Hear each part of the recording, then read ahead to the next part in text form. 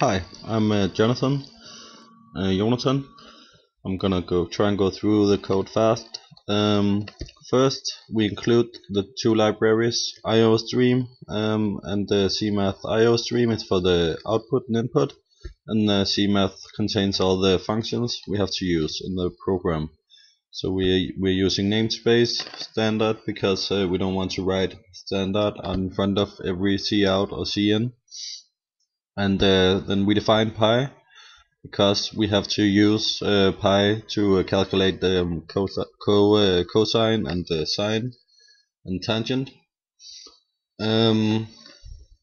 Here we have a function called display menu, which is a void function. It doesn't return anything. It only contains a lot of strings for the menu. Yeah, pretty simple. Then we have the main function, which is void also, and we have three chars. Menu selection, which is for selecting different items in the menu. Redo and remainder are for yes, no, yn questions. Then we have three long doubles. Number one, number two are user inputs. And we use yeah, pretty simple. Then we have a sum, which is the sum. We use that all over. They are long double in order to allow the user to enter larger amounts of data. Then we have a boolean called start over, which is set to false, and we use that to control the loop. And here the loop starts. So this is a do while loop, which means it does something while something is true or false or whatever, as long as a condition is met.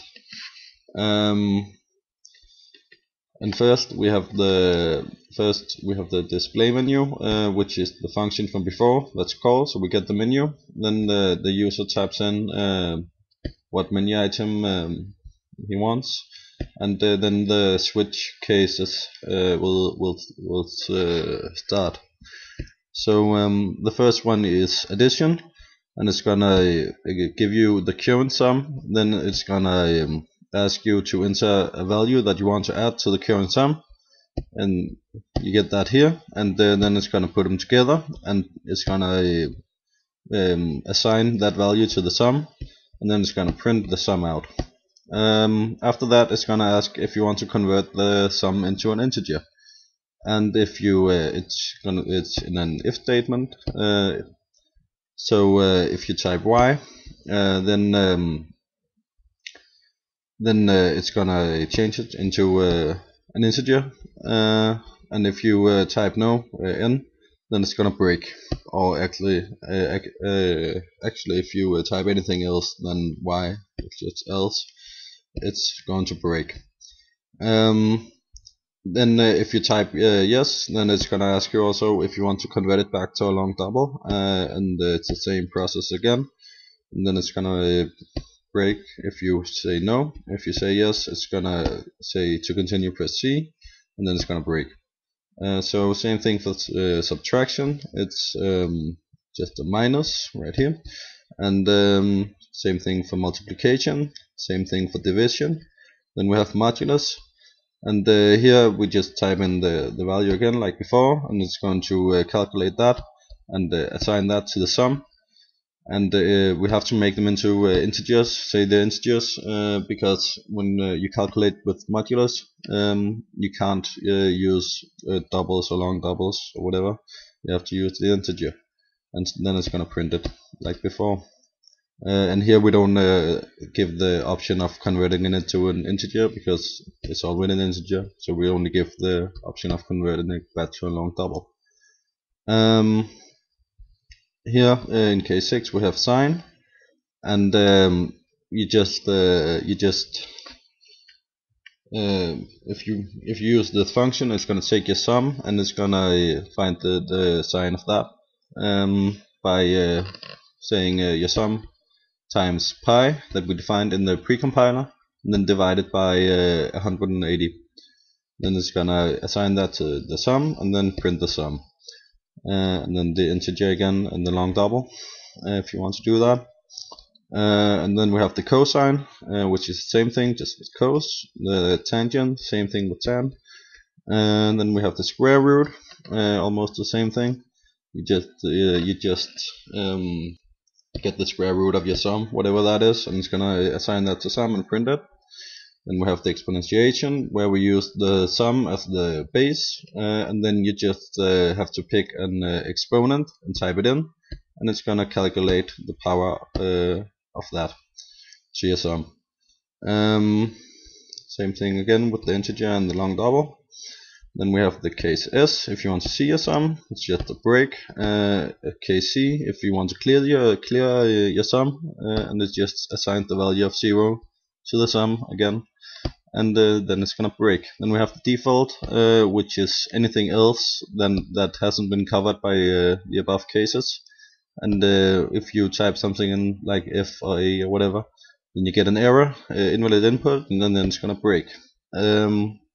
And here we are at the place where, well, this is where we go when we break. Each time we break, it comes down here, and then it displays the sum. It's gonna ask if you would like to return to the main menu, and if you type in yes, the boolean is set to true, and the whole loop starts over.